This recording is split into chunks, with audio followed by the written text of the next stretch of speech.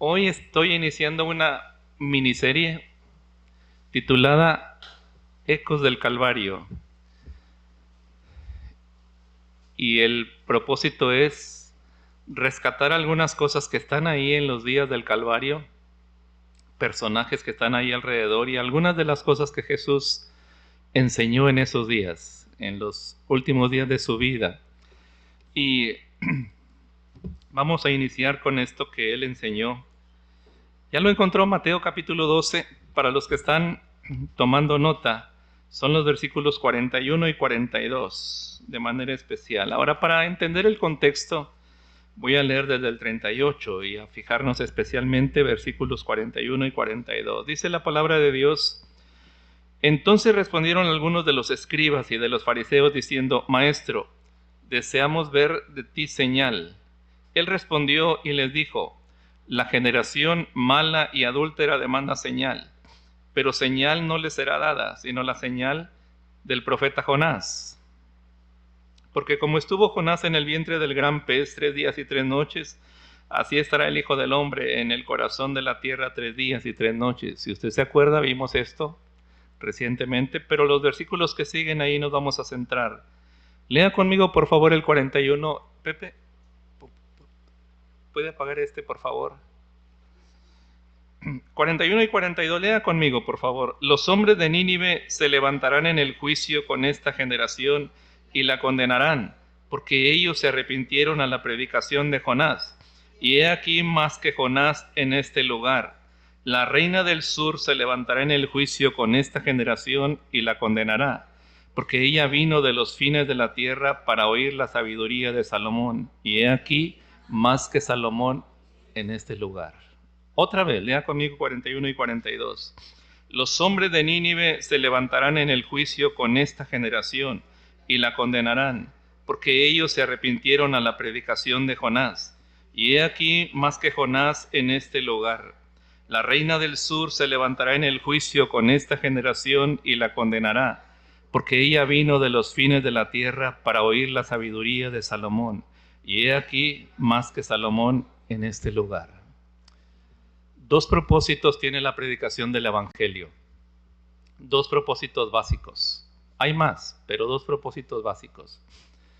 Uno es que el oyente sea edificado por su palabra. Y eso es bastante serio. Pero hay uno arriba de ese, y es que el nombre de Cristo sea exaltado. Es que el nombre de Dios sea exaltado, puesto en alto. Y eso, para cualquier predicador, intimida. Así que le ruego que me acompañe a orar, por favor. Padre, te damos gracias por la bendición que tenemos de juntarnos en tu nombre con absoluta libertad, sin ninguna traba. No hay nadie que no vino hoy porque le fue prohibido. Y todos los que estamos aquí disfrutamos de esa libertad. Y Padre Santo, ruego que nos bendigas, que bendigas tu palabra en cada corazón. Y sobre todo, Señor, conoces la súplica de mi corazón todos estos días. Dame la gracia y las palabras adecuadas para exaltar tu precioso nombre. Si hay algo que queremos obtener de ti, Señor, hoy, es que tú seas más amado del corazón de tus hijos. Que tu nombre sea exaltado de tal manera, Señor, que nuestro corazón te ame más, tenga más reverencia de ti, que eres el Dios digno de ser amado, digno de ser exaltado y digno de ser servido. Oramos en el precioso nombre de Jesús nuestro Señor. Amén. Tome su lugar, por favor. Los hombres de Nínive se levantarán en el juicio con esta generación y la condenarán, porque ellos se arrepintieron a la predicación de Jonás. Y he aquí más que Jonás en este lugar. Iniciemos por esta comparación que el mismo Señor Jesucristo hizo. Habla de los hombres de Nínive, que se arrepintieron a la predicación de Jonás.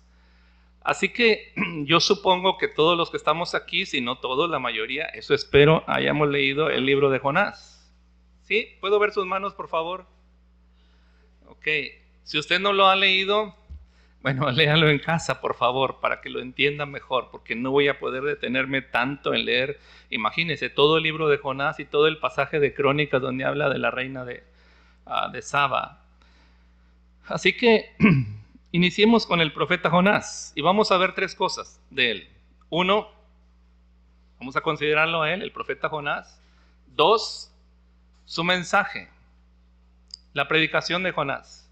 Y tres, los resultados de su mensaje. Primero empecemos con él. Jonás fue un profeta y como le digo, los datos que voy a mencionar rápidamente son basados del libro de Jonás. Usted podrá leerlo en casa si no lo ha leído ahorita, pero Jonás fue enviado a una misión, ¿se acuerda? El pasaje, el primer capítulo de Jonás dice que Jonás era un profeta y le fue enviada de Dios una palabra que le dijo: levántate y ve a Nínive, aquella gran ciudad, y pregona en ella o predica en ella el mensaje que yo te daré, o que yo te diré. Y Jonás se levantó, pero no se fue a Nínive. Compró un boleto para Tarsis, al lado contrario. Y tendré que resistir la tentación de no entrar en muchos detalles para centrarme en lo que nos importa esta tarde, pero le diré de paso que cada vez que Dios nos ordena algo, siempre hay boletos en sentido contrario. Lo repito, cada vez que Dios nos manda algo, siempre hay boletos en sentido contrario, porque alguien diría, bueno, la Biblia dice que Jonás fue y compró un boleto para Tarsis. ¿No podría Dios haber impedido eso, impidiendo que hubiera boletos? Y ya no podría subirse. No, es que Dios nos da la libertad. Porque Dios puso en el huerto de Getsemaní, ¿dónde puso el árbol de la vida y de la ciencia del bien y del mal? Perdón. En el centro. Y hoy escuché a alguien que dijo, pero ¿por qué no lo puso allá, lejos? En la orilla, en un rincón donde no se viera. Mire, Adán y Eva lo hubieran encontrado de todas maneras. ¿Cree que no? Pero Dios es así, hermano. Nos da entera libertad porque junto con la libertad de decidir, nos ha dicho que daremos cuentas de todo. Así que Jonás se levanta y compra un boleto para Tarsis y ya sabe lo que pasó. Ahora, ¿por qué razón Jonás no quiso ir a Nínive? ¿Por qué no quería? Y lo dice al final, si usted lee todo el libro, los pocos capítulos del libro de Jonás, hay una historia, hay un contexto histórico. La gente del pueblo de Dios de Israel, y particularmente Jonás, que se ve que Jonás era de temperamento colérico, era de mecha corta, como diríamos acá, porque se enojó al final, ¿verdad? Y entonces Dios le dijo, ¿tanto te enojas por la calabacera? Y él dijo, mucho, hasta la muerte. ¿Qué tal? Dios nos libre de esa clase de enojos. Pero Jonás tenía un motivo. ¿Por qué no quería ir a Nínive? Y él lo admite al final. Ellos, no diré odiaban, pero ellos no querían a los de Nínive. Y tenían una razón. La gente de Nínive asolaba a Israel. Eran enemigos durante mucho tiempo y los asolaban. Los historiadores dicen que a ellos se refiere el pasaje de los Salmos donde dice, irá andando y llorando el que lleva la preciosa simiente o la preciosa semilla, mas volverá a venir con regocijo trayendo sus gavillas, porque ocurría algo parecido a lo que relata el libro de Jueces, cuando Gedeón, ¿se acuerda? Donde dice la Biblia que el pueblo de Israel sembraba y cuando la cosecha estaba lista, los enemigos venían de las montañas, se llevaban toda la cosecha y lo que no se llevaban lo destruían. Era algo semejante con la gente de Nínive contra Israel, así que eran malos vecinos, se portaban muy mal con Israel y los tenían asolados. Y naturalmente, ¿qué hace el creyente? Cuando no se puede vengar, mínimo espera que Dios haga algo, ¿no? Así que Jonás tenía esas razones para no querer a los de Israel. Pero mire la incongruencia de esto, hermano. Se lo digo por esta razón. Seguro que en el trabajo o en la escuela, en el caso de los estudiantes, tiene a compañeros incómodos, ¿no? ¿No tiene usted gente en su trabajo que le causa males? ¿No le ha pasado eso? ¿O es de los bienaventurados que viven en esa burbuja de paz, donde todos sus compañeros son buenos? Y hay gente mala, por supuesto que sí. La pregunta es, ¿qué deseamos para ellos?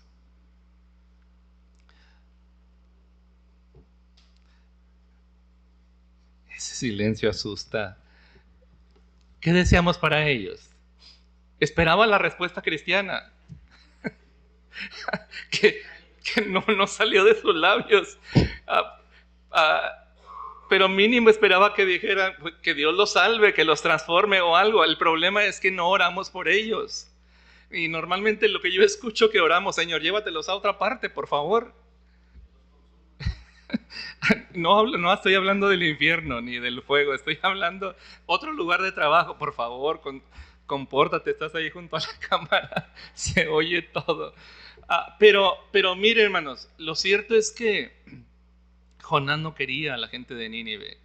Y entonces se va a Tarsis. Conocemos la historia. En el barco donde se iba viene una tremenda tempestad y hay preciosas lecciones ahí. Le dije que iba a resistirlo y tratar de resistirlo, pero hay hermosas lecciones ahí. Jonás se sube, viene la tempestad y los hombres están invocando cada uno a sus dioses, pero la tempestad no se calma.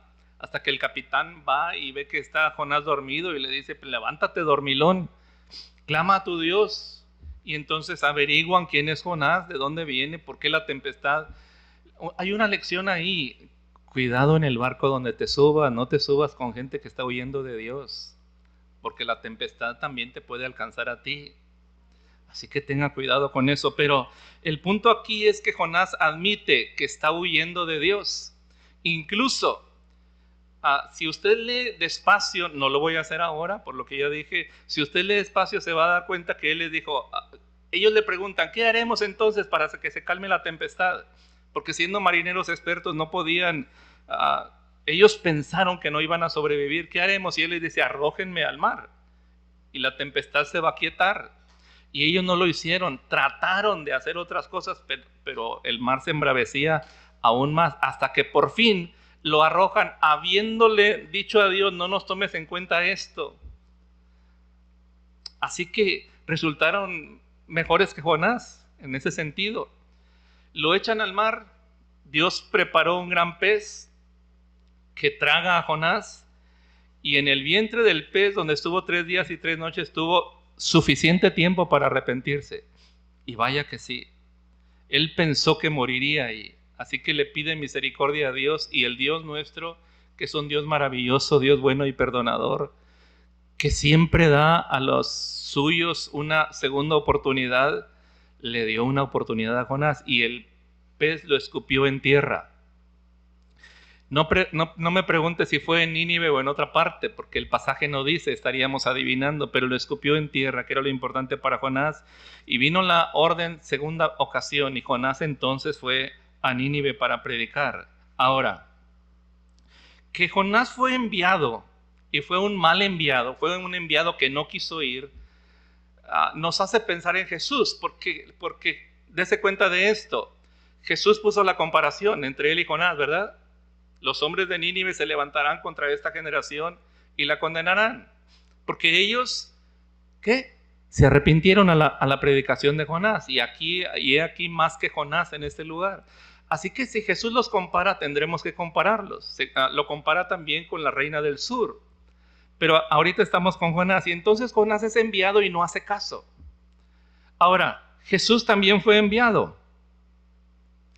¿Y cómo reaccionó Jesús al envío que hizo el Padre respecto a él? Mire, veamos 2 o 3 pasajes que hablan de nuestro Señor cuando fue enviado. Juan 5:30, véanlo conmigo por favor, bien rápido. Si alguien lo encuentra primero que yo, léalo. Juan 5:30. Y estoy mencionando los pasajes especialmente para los que toman nota, que eso es muy buen hábito. Juan 5:30 dice, no puedo yo hacer nada por mí mismo. Según oigo, así juzgo, y mi juicio es justo, porque no busco mi voluntad, sino la voluntad ¿de quién? El que me envió, la del Padre.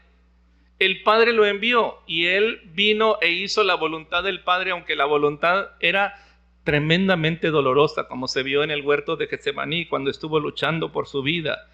Ahora, Juan 6:38, ahí enseguida, mire lo que dice. Juan 6:38, porque he descendido del cielo, ¿para qué? No para hacer mi voluntad, sino la voluntad de ¿quién? El que me envió, y esta es la voluntad del Padre, el que me envió, que de todo lo que me diere, no pierda yo nada, sino que lo resucite en el día postrero. Esto merece un amén. Le voy a decir por qué. Porque Él dice, de todo lo que me dio. En eso todo lo que me dio está incluido usted y yo. Amén. Mire, esta es la voluntad del que me envió. Que de todo lo que me diere no pierda yo nada, sino que lo resucite en el día postrero. Y esta es la voluntad del que me ha enviado. Que todo aquel que ve al Hijo y cree en Él, tenga vida eterna, y yo le resucitaré en el día postrero. Bendito sea Dios. Es el enviado del Padre. Enviado con una misión más difícil que la de Jonás, porque la misión de Jonás es ve y predícales. Y la misión de Jesús, ve y da tu vida.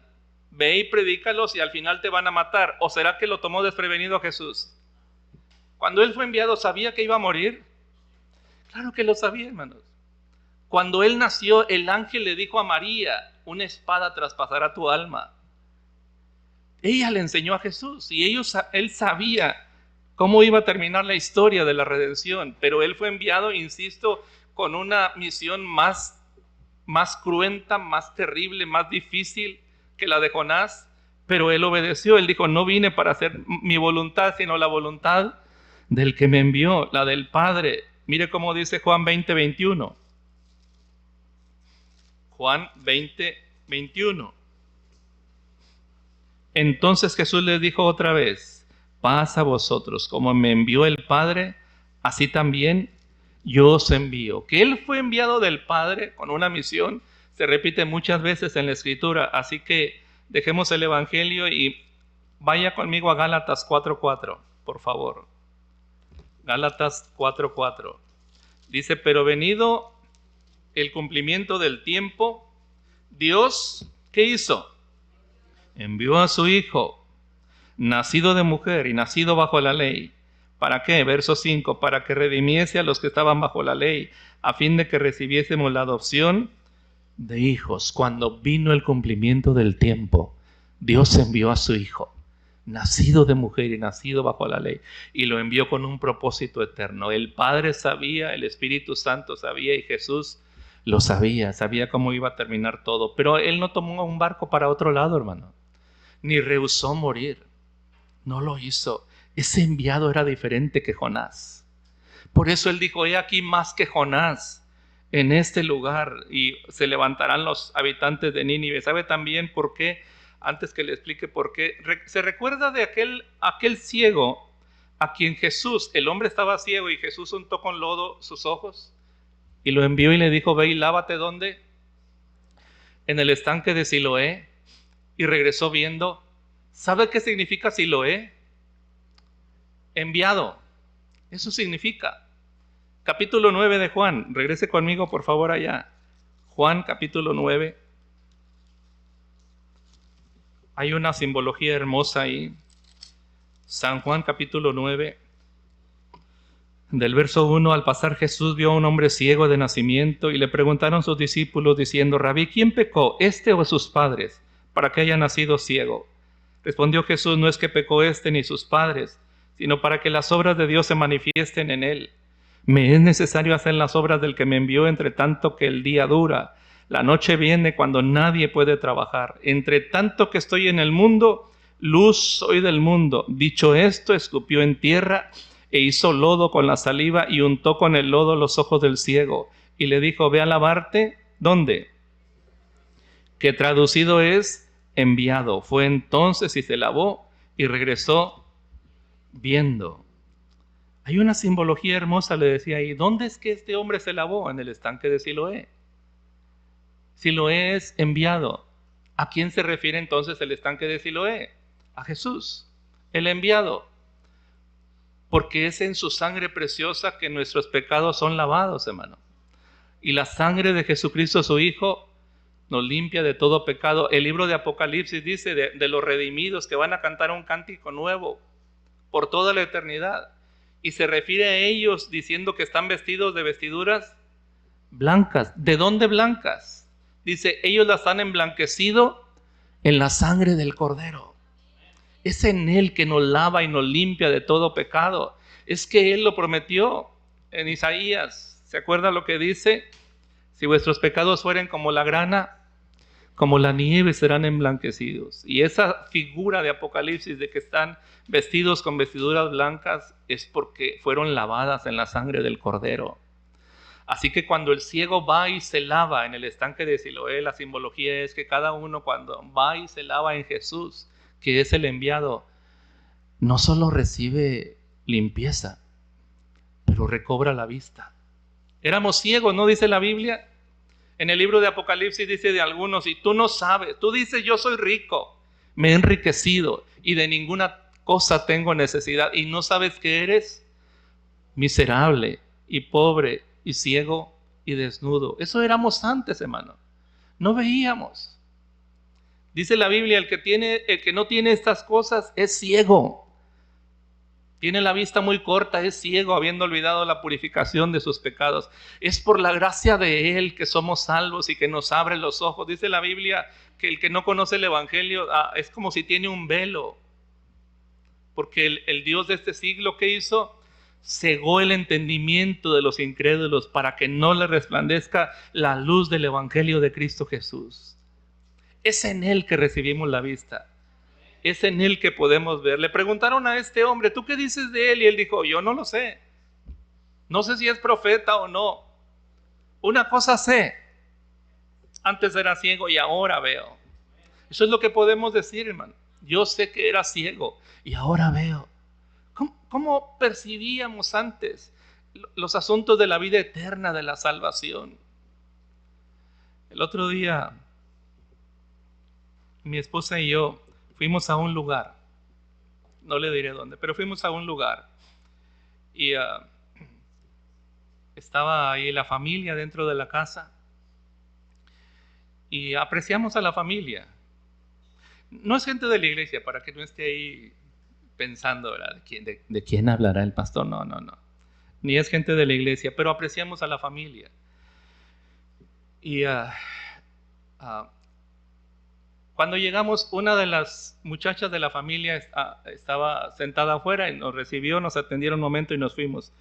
Y estaba ahí alguien, asumimos que era el novio de ella, no lo sabemos, estaban ahí sentados platicando. Y cuando nos subimos al carro para regresarnos en estos días, le digo a mi esposa, ¿te diste cuenta todo lo que tenía el muchacho ahí en la mesa? Y dice, sí, el muchacho estaba tomando y tenía ahí la fila de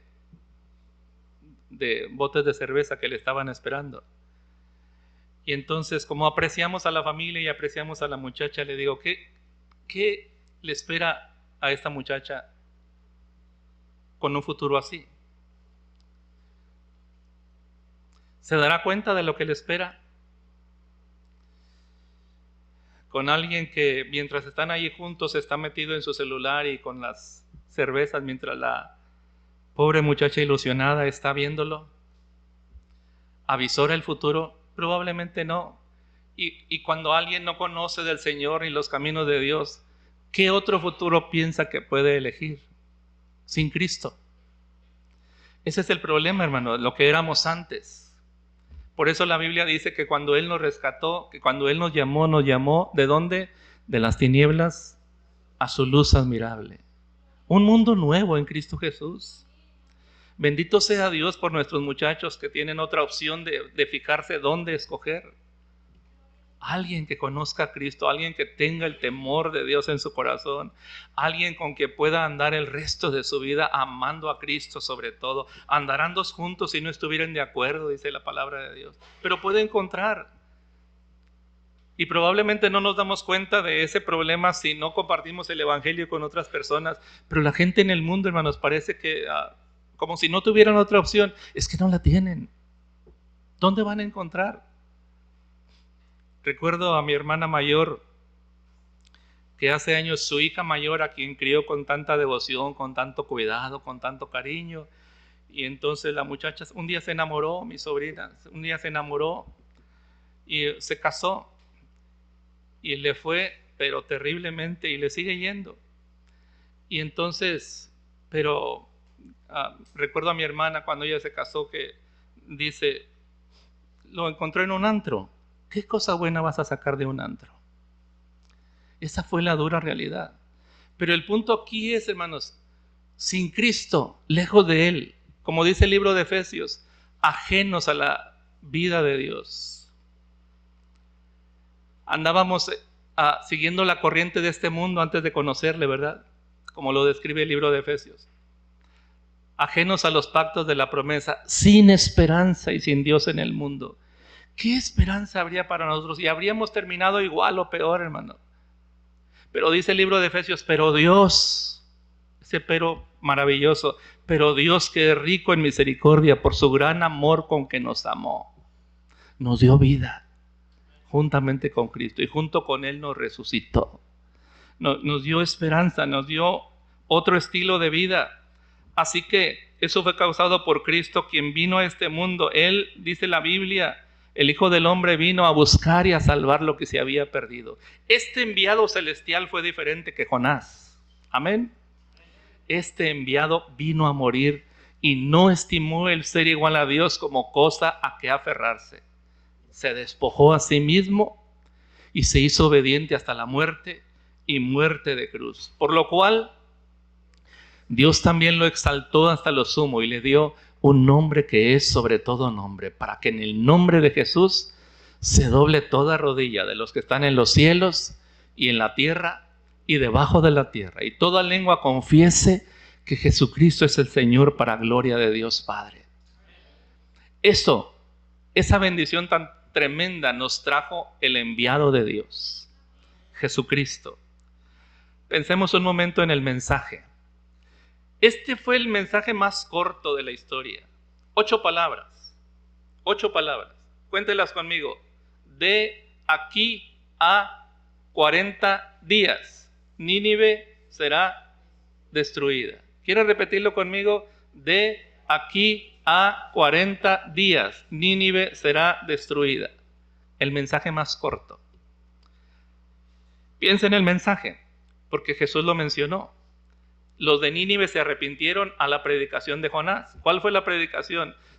Todos los 3 días que duró recorriendo la ciudad repitió el mismo mensaje. No hay más mensaje. De aquí a 40 días, Nínive será destruida. ¿Qué encuentra en el mensaje? ¿Cuál es el mensaje? Es de condenación. Es una sentencia de muerte. De aquí a 40 días, Nínive será destruida. No hay nadie que se le acerca y le pregunta, ¿tenemos opción? Ni él la da. Ahora, si alguien dice, tal vez así se acostumbraba a predicar antes. No, porque en el mensaje que se fue dado a Nabucodonosor, ¿se acuerda? Él tuvo un sueño, Daniel le interpretó el sueño y le dio un consejo: redime tu vida, corrígete. En el mensaje de Daniel a Nabucodonosor le dio opción a cambiar, a arrepentirse, pero Nabucodonosor no hizo caso. Esa opción no es dada aquí en este mensaje, pero fue suficiente, porque dice la Biblia que el rey escuchó, supo de la predicación de Jonás, y desde el trono de Nínive vino la orden para todos: conviértanse cada uno de su rapiña, arrepiéntase de la maldad que hay en sus manos, conviértanse de sus malos caminos y ayunen y clamen fuertemente a Dios, por si quizá Dios se arrepienta de lo que ha dicho que nos hará. Incluso ayunen, incluso las bestias, ¿se acuerda? Los animales. Así que el arrepentimiento vino desde el rey. Es una predicación que no incluye la gracia, que no incluye el amor de Dios, que no incluye la opción de arrepiéntanse, tal vez Dios les perdone. Eso no estaba en la predicación de Jonás. Eso le vino en la mente al rey. Obviamente provino de Dios, porque todo deseo de acercarse a Dios no está en la naturaleza humana, proviene del Señor.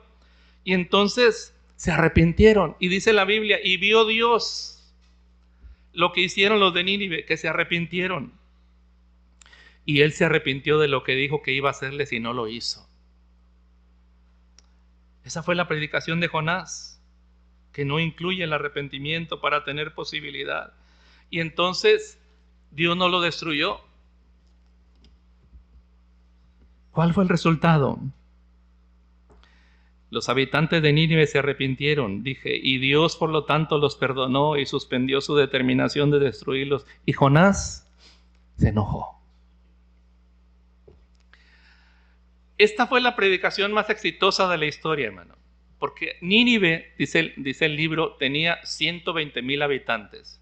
Y Dios dijo, 120,000 que no saben distinguir entre su mano derecha y su mano izquierda. Porque Jonás, después que predicó, se sentó en la cima de un cerro para ver qué iba a suceder. ¿Qué está esperando Jonás?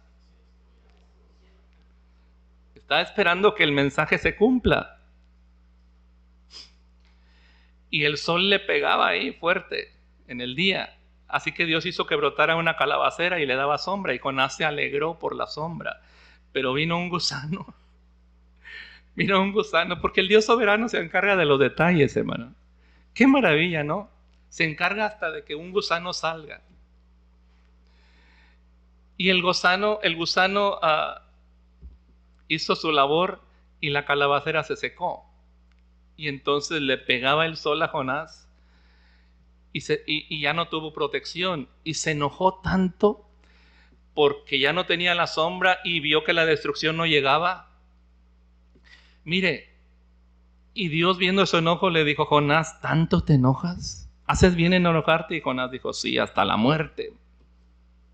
Era un berrinche mayúsculo. Y entonces Dios le dice algo. Tú te enojas por una calabacera que pereció, que tú no le diste vida. Y no debía yo tener misericordia por los habitantes de Nínive, 120,000 personas que no saben distinguir entre su mano derecha y su mano izquierda, porque las almas le importan a Dios. A Él le importan.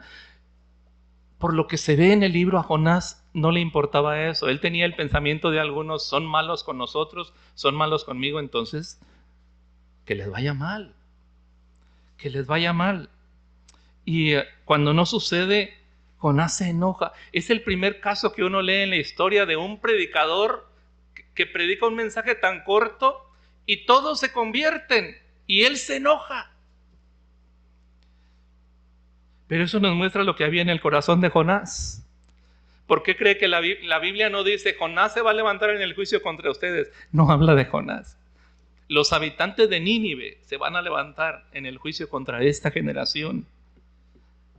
¿Cómo reacciona Jesús cuando alguno se arrepiente? Dice en la Biblia que hay gozo en los cielos. ¿Ha leído la parábola del hijo pródigo? ¿Ha notado que esa parábola está incluida junto con otras dos? Lucas capítulo 15, búsquelo conmigo bien rápido, por favor. Lucas capítulo 15.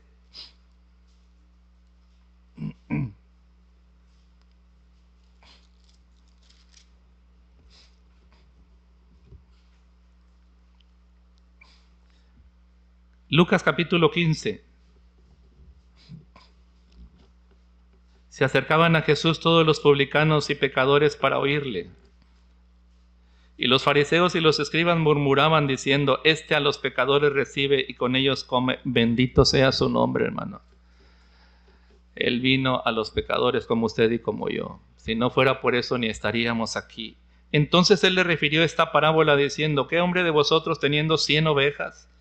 Si pierde una de ellas, ¿cuál parábola es esa? De la oveja perdida. ¿Cuál, hermano? La oveja perdida. ¿Quiere repetirlo conmigo? La parábola de la oveja perdida.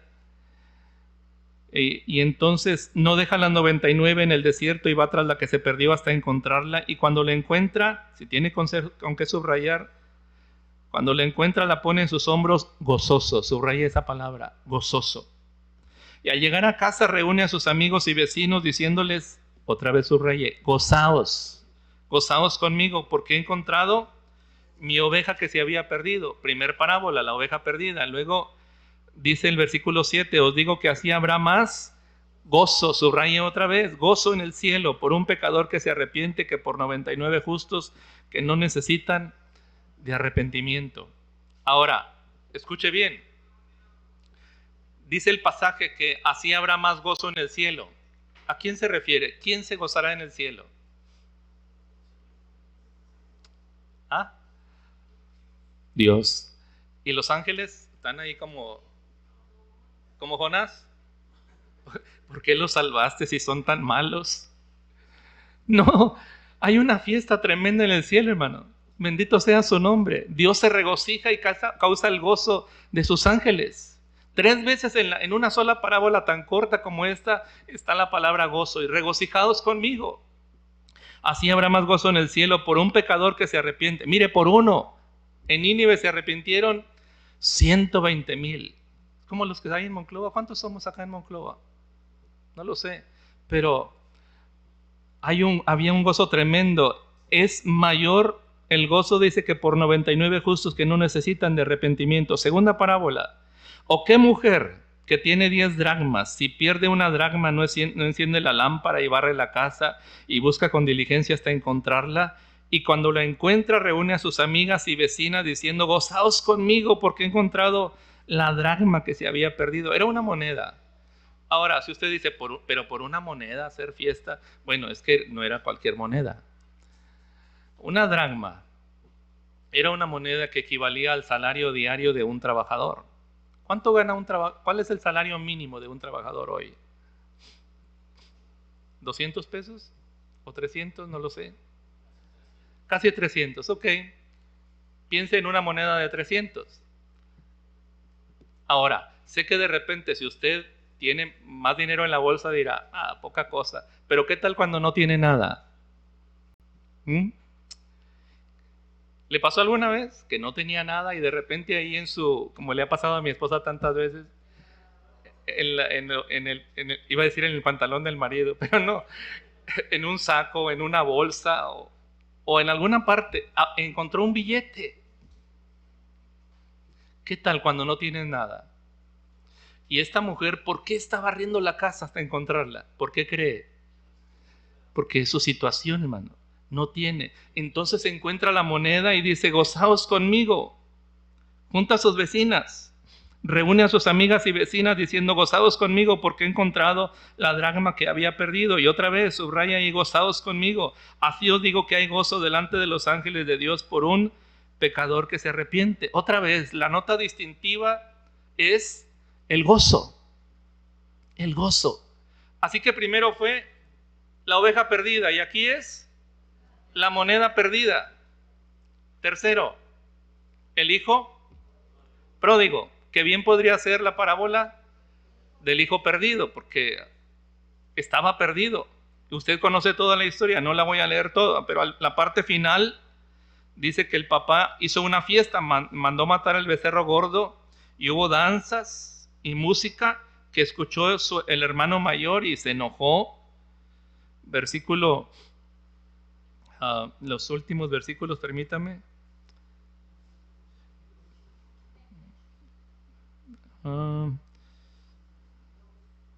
Sí, pero no quiero leerlos todos.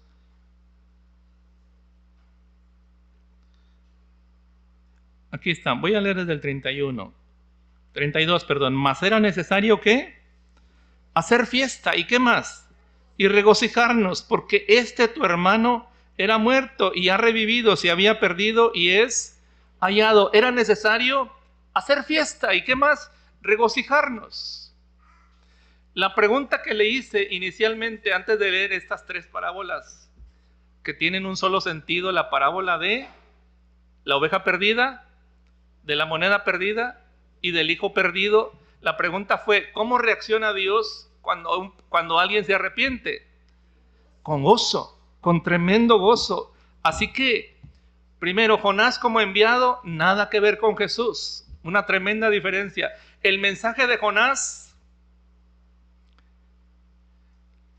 muy diferente al mensaje de Jesús. ¿Es el mensaje de Jesús un mensaje de condenación? Mire, el libro de Juan, el capítulo 3, iniciando, dice que Nicodemo vino a él y le dijo: sabemos que has venido de Dios como maestro, porque nadie puede hacer estas señales que tú haces si no está Dios con él. Y Jesús le dice, de cierto os digo, el que no nace de nuevo no puede ver el reino de Dios. Y añade algo. Versículo 17, léalo conmigo, por favor. Y mire el sentido del mensaje y compárelo con la predicación de Jonás. Juan capítulo 3. Quiero que lo note, por favor, y que lo vea con esta nueva óptica. Versículo 17. Conocemos el 16, que dice, porque de tal manera amó Dios al mundo que ha dado a su Hijo unigénito para que todo aquel que en él cree no se pierda, mas tenga vida eterna. Y mire el 17, porque no envió Dios a su Hijo al mundo. ¿Para qué? Para condenar al mundo, sino para que el mundo sea salvo por él. ¿Se da cuenta? La opción, Dios no envió a su Hijo al mundo. Él está diciendo, yo no vine para condenarlos, vine para salvarlos. No envió Dios a su Hijo al mundo para condenar al mundo, sino para que el mundo sea salvo por él. Es un mensaje de gracia, de salvación, de esperanza. En el capítulo 1 de este mismo evangelio dice, aquella luz verdadera que alumbra a todo hombre, venía a este mundo. Capítulo 1 de Juan, regrese conmigo, por favor. En el principio era el verbo, y el verbo era con Dios, y el verbo era Dios. Este era en el principio con Dios. Todas las cosas por él fueron hechas, y sin él nada de lo que ha sido hecho fue hecho. En él estaba la vida, y la vida era la luz de los hombres. La luz en las tinieblas resplandece, y las tinieblas no prevalecieron contra ella. Hubo un hombre enviado de Dios, el cual se llamaba Juan. Este vino por testimonio, para que diese testimonio de la luz, a fin de que todos creyesen por él. No era él la luz, sino para que diese testimonio de la luz. Lea conmigo el 9. Aquella luz verdadera que alumbra a todo hombre venía a este mundo. En el mundo estaba, y el mundo por él fue hecho, pero el mundo no le conoció. Y entonces se enojó y los destruyó a todos. No. A lo suyo vino, y los suyos no le recibieron, mas a todos los que le recibieron, a los que creen en su nombre, les dio potestad de ser hechos hijos de Dios. Bendito sea su nombre. Los cuales no son engendrados de sangre, ni de voluntad de carne, ni de voluntad de varón, sino de Dios. Y mire el 14, aquel verbo fue hecho carne y habitó entre nosotros, y vimos su gloria, gloria como del unigénito del Padre, lleno de ¿qué? Gracia y verdad. Gracia que no tenía Jonás, pero que tuvo Jesús, el enviado de Dios, el único que es digno de ser alabado y bendecido por las edades. Su mensaje es un mensaje de gracia, de salvación, de esperanza. Aquel verbo fue hecho carne y habitó entre nosotros, y dice, lleno de gracia y de verdad. Juan dio testimonio de él y clamó diciendo, este es de quien yo decía, el que viene después de mí es antes de mí, porque era primero que yo, porque de su plenitud tomamos todos. ¿Y qué tomamos? Gracia sobre gracia, gracia abundante.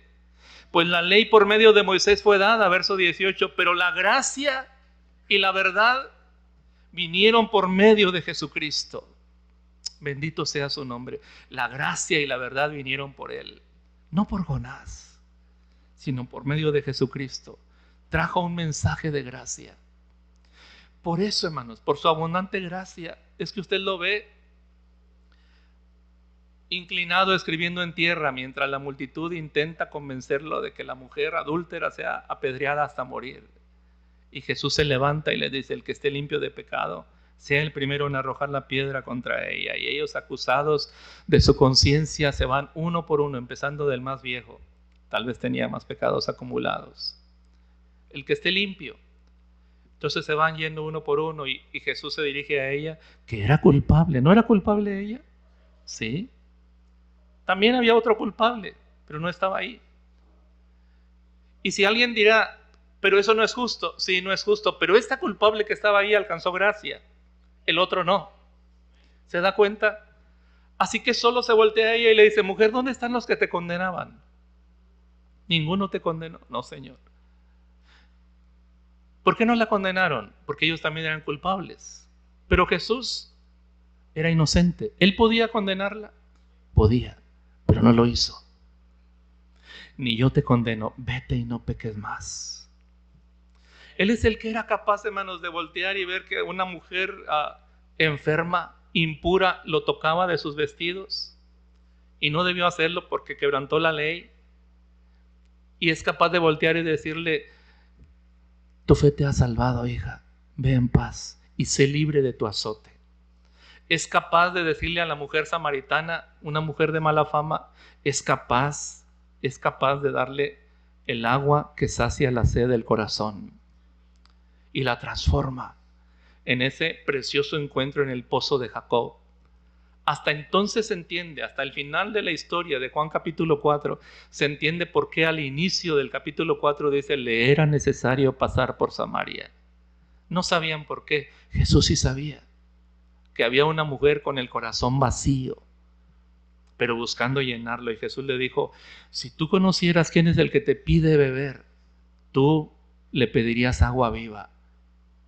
Así que esta mujer fue transformada por Jesús, lleno de gracia y de verdad. Le dio una nueva vida. ¿Y qué me dice de todos los demás? ¿Qué me dice de María Magdalena? No voy a añadir mucho porque oímos de ella un mensaje precioso en estos días pasados, pero ella siendo una mujer endemoniada, fue salvada por Jesús, echó fuera a los demonios y le dio una vida nueva. El mensaje de Jesús es un mensaje de gracia, nada que ver con el mensaje de Jonás, totalmente diferente, y todo su mensaje es de gracia, de salvación y de esperanza. Siempre fue así. Él le dio un propósito nuevo y digno a todas las personas con las que Él trató. Y el resultado, hermanos, los hombres de Nínive se arrepintieron de la predicación de Jonás. Jonás se enojó, pero Dios trató con él. Pero ellos fueron perdonados porque se arrepintieron a la predicación de Jonás. Pero ¿cuál es el resultado en la predicación de Jesús para nosotros? El resultado para nosotros es que fuimos libres del infierno. Amén. Dice en la Biblia, mire, búsquelo conmigo, quiero que lo lea, por favor. Santiago, capítulo 5. Santiago, capítulo 5.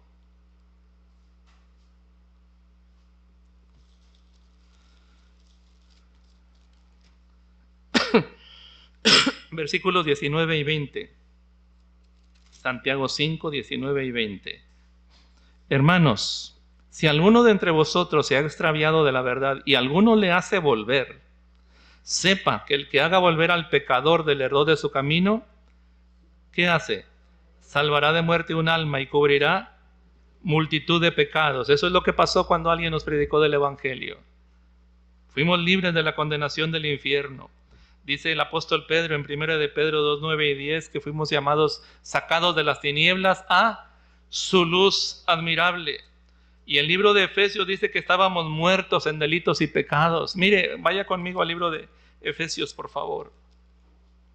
Efesios capítulo 2. Y mire lo que hizo el Señor con nosotros como resultado de su mensaje, del mensaje de salvación que Cristo trajo. Él os dio vida a vosotros. Efesios 2, 1. Cuando estabais como muertos en vuestros delitos y pecados, en los cuales anduvisteis en otro tiempo, siguiendo la corriente de este mundo, conforme al príncipe de la potestad del aire, el espíritu que ahora opera en los hijos de desobediencia, entre los cuales también todos nosotros vivimos en otro tiempo, en los deseos de nuestra carne, haciendo la voluntad de la carne y de los pensamientos, y éramos por naturaleza hijos de ira, lo mismo que los demás. Pero Dios, que es rico en misericordia, por su gran amor con que nos amó, aun estando nosotros muertos en pecados, nos dio vida juntamente con Cristo. Por gracia sois salvos. Ese es un mensaje de gracia. Y juntamente con Él nos resucitó y asimismo nos hizo sentar en los lugares celestiales con Cristo Jesús. Ahora míreme acá. Pero si usted dice, eso no ha sucedido todavía. ¿Todavía no estamos sentados en los lugares celestiales con Cristo Jesús? Bien. En el tiempo y en el espacio, no. Pero en la mente de Dios y en su propósito, sí. ¿Y quién es aquel que va a detener su mano?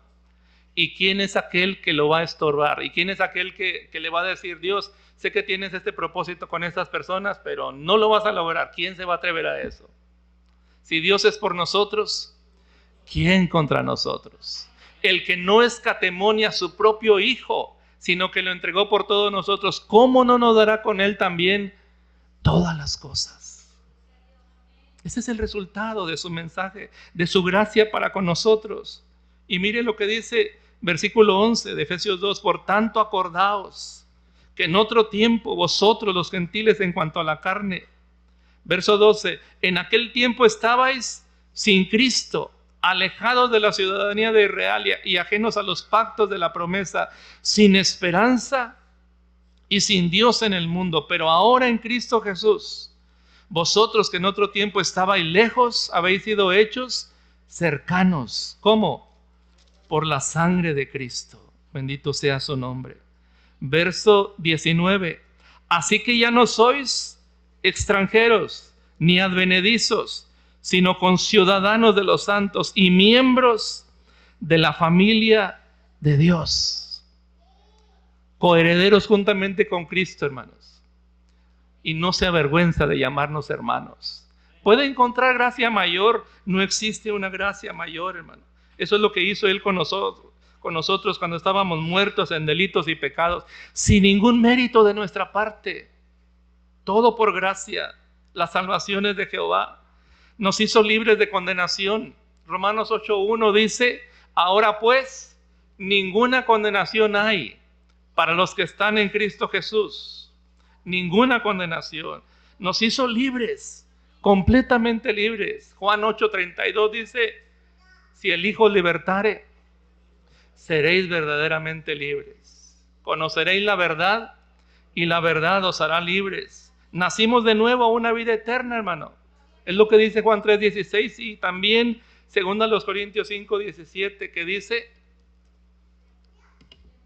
de modo que si alguno está en Cristo, nueva criatura es. Las cosas viejas pasaron. He aquí, todas son hechas nuevas. Bendito sea el nombre de nuestro Señor Jesucristo, hermano. No hay ningún grupo tan afortunado y tan bendecido como nosotros, los hijos de Dios, porque nadie tiene un Salvador como el nuestro. Bendito sea su nombre. Y temía que esto iba a suceder. La reina del sur vino para oír la sabiduría de Salomón, pero eso lo veremos, si Dios nos permite, la semana próxima.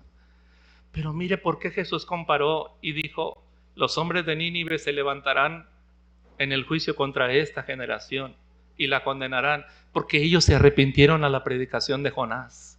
Y he aquí más que Jonás en este lugar. ¿No es Jesús más que Jonás? Claro que sí, hermano. ¿Por quién es Él? Por la clase de enviado que fue, por el mensaje que nos trajo y por los resultados que Él consiguió a través de su muerte. Verá el fruto de la aflicción de su alma y quedará satisfecho. Así que, si los de Nínive se arrepintieron a la predicación de Jonás, ¿qué excusa tiene el que oye la predicación de Jesús y lo rechaza? Ninguna excusa. Ore conmigo, por favor. Padre, bendecimos tu nombre en esta hora. Qué precioso es y qué deleite es el Evangelio, Señor.